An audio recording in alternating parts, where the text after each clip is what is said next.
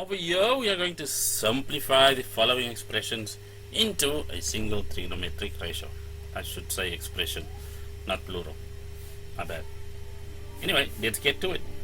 With this, that's just going to be sine of 180 degrees minus x minus 2 cosine of 90 degrees minus x multiplied by cosine of x. That's all divided by 2 cosine squared of 360 degrees plus x minus cosine of negative x. So, step by step, sine, this is the second quadrant, where sine is positive.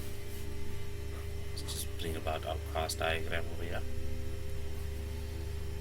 180, and that's 360, which duplicates 0 as well.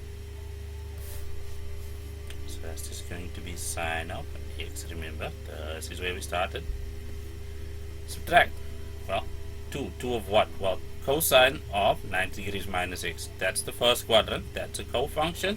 So that just becomes sine of x. And there we have cosine of x, which we will leave as is. Now this one's interesting because let's just have a look at the 2. We're not touching that. 2 is 2. Well, this is 360 degrees plus x. Well, that's just an extra rotation, and because it's squared, I don't care about signs. It's gonna stay positive because it's squared. Then of course, cosine of negative x is the fourth quadrant. Remember, positive rotation is anti-clockwise, which means by definition we're just dealing with a negative rotation, which means we're going clockwise, and that's just going to be positive x. So that's a location more than anything else. So the only thing we're left with over here is at the top we can factorize, and sine of x is a common factor. We are left with 1 minus 2 cosine of x, and then at the bottom if we do the same thing, but we'll just take out the negative cosine of x, but because I'm clairvoyant, negative cosine of x, because I want this to flip, so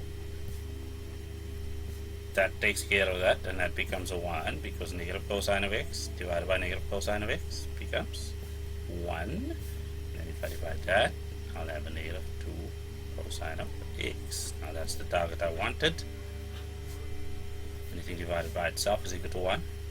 And then what we see over there is the fundamental identity. What do I mean by that? Well, dear viewer, sine of x divided by cosine of x gives us tan of x. That's called an identity, the fundamental one, of course. So hopefully that was not too quick. Unfortunately, we need the real estate back. Or fortunately, I don't know. Maybe it's fortune. Now we're requested to prove that 1 minus tan of x divided by 1 plus tan of x, apologies for the pronunciation over there, is equal to cosine of x minus sine of x divided by cosine of x plus sine of x. Start with the left hand side, just because it's obvious. So that says 1 minus tan of x over 1 plus tan of x.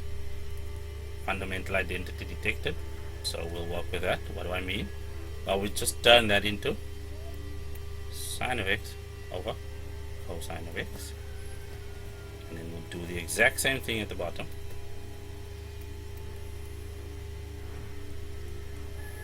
Now we have a fraction in the second term for both the numerator and the denominator, which is what we'll use that denominator to turn that 1 into, well, on top or in the numerator, cosine of x over cosine of x. Thus we haven't changed the value of that, and because it's now our common denominator, we can just do this. That'll become minus sine of x, and then we'll divide that, the same deal at the bottom.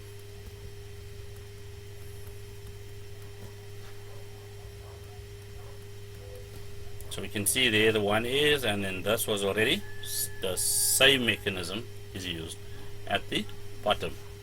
Now, just for clarity's sake, we'll put in an extra step, so that will look like this: cosine of x minus sine of x divided by cosine of x. We've done division. That division into multiplication, but remember that means we have to reciprocate the factor that comes after it. We'll have cosine of x plus sine of x, and that is what we were after, which means we'll have cosine of x minus sine of x over cosine of x plus sine of x. That is equal to the right hand side. Hopefully that was good enough. So, well, given that we've now